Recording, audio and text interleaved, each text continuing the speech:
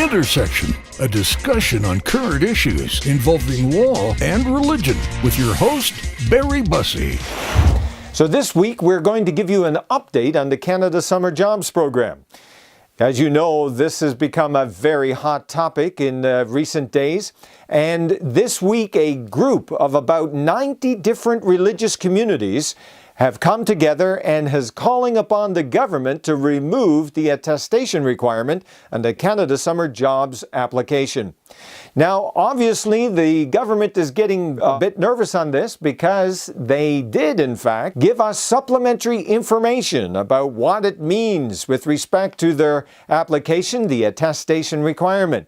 The churches are not satisfied with the clarification. Almost 90 different religious communities signed a statement and said, thanks, but no thanks. They are not willing to sign on to the attestation that the government is calling them to do in order to get the money. The religious community is concerned that the government's implementation of this values test will not stop just at the Canada Summer Jobs Program.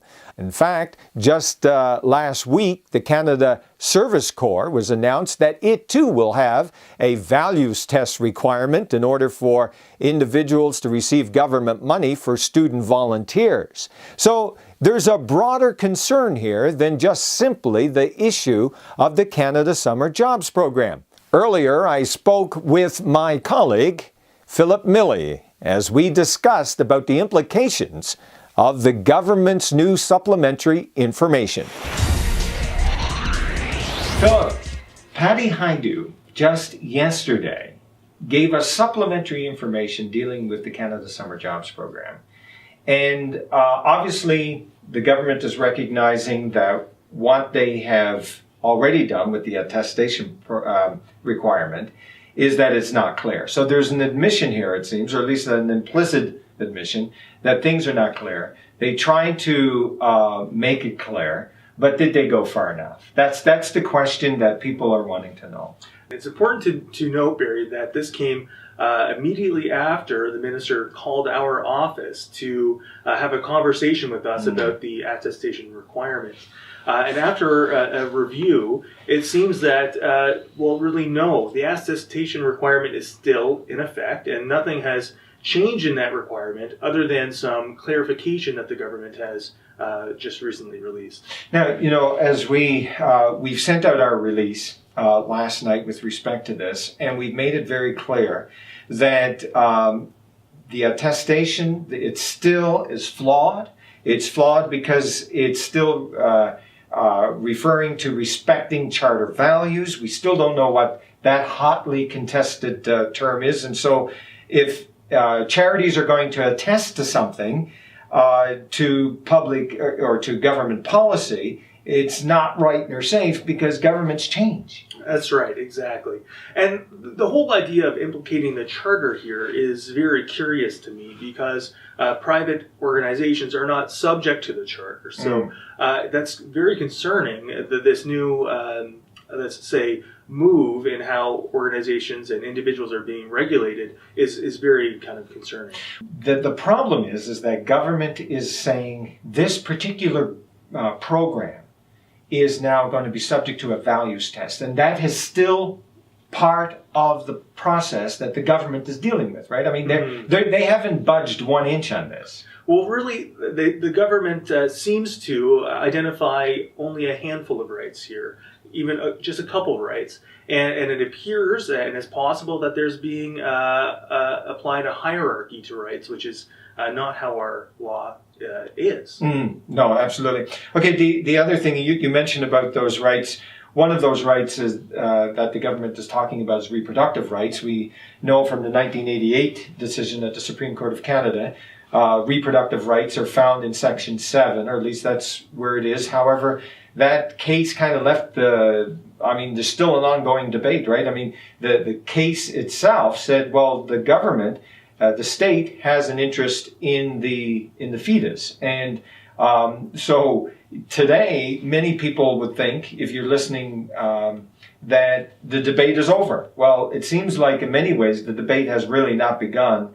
and that there's still a lot to be done on that. But the point is here is that religious communities, which a lot of them are pro-life, certainly in members of the Canadian Council of Christian Charities, but the government is saying, well, no, you've got to accept their side of the debate. But I think it's even more accurate to say is that many of these organizations actually don't take a stance or don't have as a significant part of their activities this sort of position. And so a soup kitchen, if they're founded from a certain faith tradition that places the life of the individual as being sacred and very important, they're going to be carrying out their activities in accordance with those beliefs, and everything that they do is tainted by that faith perspective.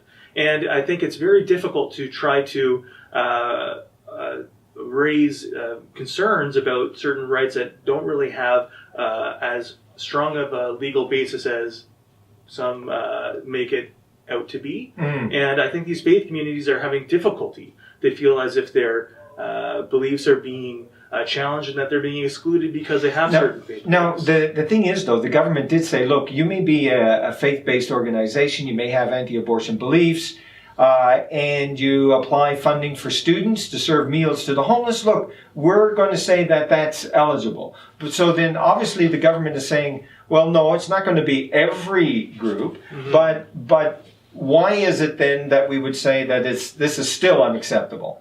I think that the minister here, they did recognize that the position that they had was probably untenable, and they made the changes. But they never made the changes to the attestation. But how they're going to interpret it. What I find fascinating, if you follow the words of the attestation, then no, I mean they wouldn't accept it. But now the government is saying, oh yes, we will. Just trust us. Don't worry about what the words say, but just trust us in our definition. Absolutely. And this is an eligibility requirement. It's merely a threshold question.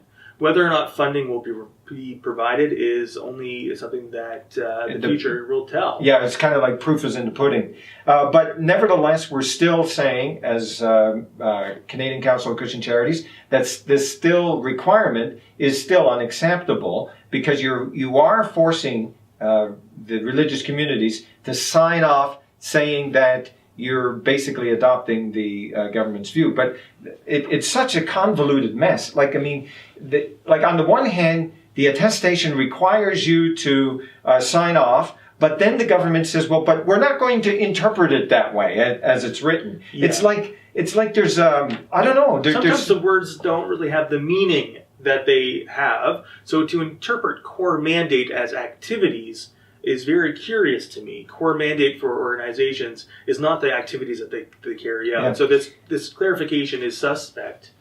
You've got human rights legislation across the country. It's in essence, as the Supreme Court said, it's a right granting provision in the legislation, right? So religious communities are able to hire individuals that are in keeping with their beliefs, with their lifestyle that is expected of that community. And that is something that is a right, that freedom of association and so on.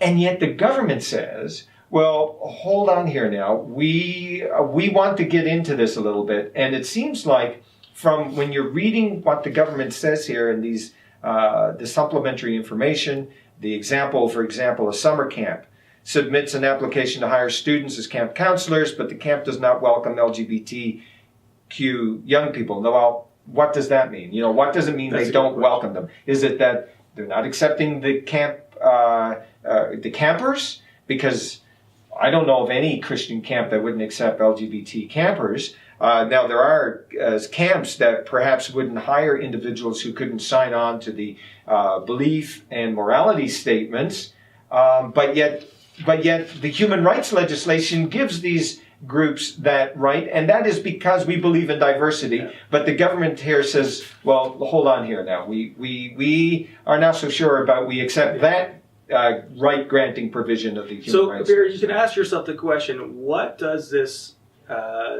attestation require? Does it require organizations to comply with the law? And if it merely says that, there's no need for that. Yes. There's absolutely no need. We have avenues for recourse through human rights tribunals, for registered charities, the regulator CRA, all kinds of ways to bring recourse in those situations. In this example, it's quite ambiguous. As you said, I am not aware of any organization that discriminates in its services, a soup kitchen that doesn't give soup to someone of any group. Of any group. Yes. They give it to people who are in need, who are a part of the beneficiary group of the organization. And so it's quite curious to me what exactly is trying to be tested here. And it seems that further clarification of that statement is certainly necessary, because it could be read that organizations are being required to forego their legal right in the human rights legislation. In the human rights legislation to acquire the funding, and that could be problematic. You know, it's, again, this is a mess to begin with. The easiest way for the minister to deal with this was simply to cross out this attestation that requires them for communities to agree with the government's position. You know, it's quite fascinating as I've been talking to a number of religious communities across the country about the effect that not having funding will have on their programming, but also on the community at large. And I think that's one of the aspects of this story that people are not really paying attention to. It's also a great opportunity for us to be able to share with the Canadian public exactly what has been happening. A lot of people are watching this. I don't know if you've noticed or not, but not only have a lot of the Canadian press paid attention to this, but also the international press. We've seen stories on BBC. We've seen American networks bringing up this story as well.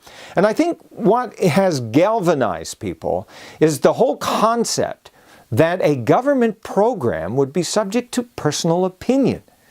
I mean, that strikes me as rather odd for a free and democratic society. It seems to me that the reporters, the press, the media, they understand what's at stake here. They understand that this is not just simply a matter of religious freedom, although it is. It's not only a matter of government enforcing its views on others, though it is. It's the fact that there's a push against freedom of expression. And that goes to the very heart of the freedom of the press, freedom of expression, freedom of opinion and belief, and so on. So if you have a concern, I encourage you to write your letter, make your phone call, or even go and visit your elected official to be able to let them know exactly what you feel and what you think of this particular situation. In the meantime, we will continue to follow this story, and we invite you to stay with us, because when it comes to law and religion, this one is right in the very center. You have been watching Intersection, a current affairs program on law and religion. We invite you to learn more about this topic by subscribing to Barry's blog at lawandreligion.org.